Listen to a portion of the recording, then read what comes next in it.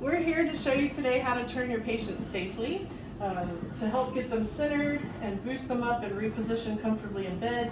You can get away with using one finger to do a boost if your patient can participate. You're going to push the air on the supplier and your boost button on the bed, and that max inflates the mattress and tilts it into some Nullarbor. And the patient can reach up and reach themselves in the bed.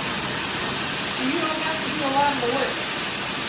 If they're all centered, like happens sometimes, you can center them before you turn them by doing the Cupid sweep. So under their shoulders, push down, and slide them back into the middle of the cover device. To get a turn, you're going to want to push towards the outside. So we're going to bring his hips towards you. And we're going to push with the hips and the shoulders on 3. 1, 2, 3 to get a turn.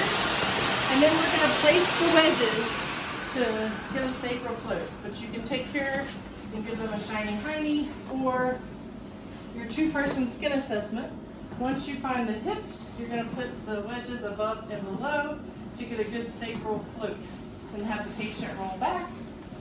To make sure you got a true float, you're going to mind the gap and you should be able to reach through and touch their other cheek to get a good sacral float. If not, you can hit the air again and adjust the wedges to get in a good place. Now, if your patients of size are resisting the turn, you can hook the loops of your hover mat up to your lifts, your ceiling or floor-based lifts, to get a turn. These will go up to about 275, and then you can have your patient cross their ankles and reach for the rail to help assist you when possible with the turn. But this will get you lifting them on their side with one finger. Then we're going to remove the wedges on this side.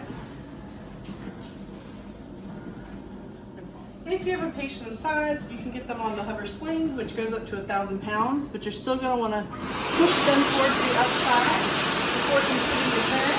So you're going to slide over, and then we can hook them up to one of our heavier duty floor-based lifts with a higher weight capacity or ceiling lifts.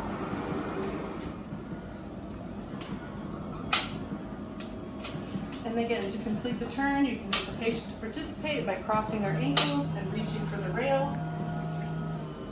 Once you get them on their side, you're going to place the wedges right where their hip is. So if you can let the code workers know, you're going to go one around the trunk, one under the thighs, and then you can bring it back down out of the clouds. And just make sure you get a good sacral float by minding the gap. So you should be able to stick through and touch the other cheek. And that's how you can turn with one finger. Thank you.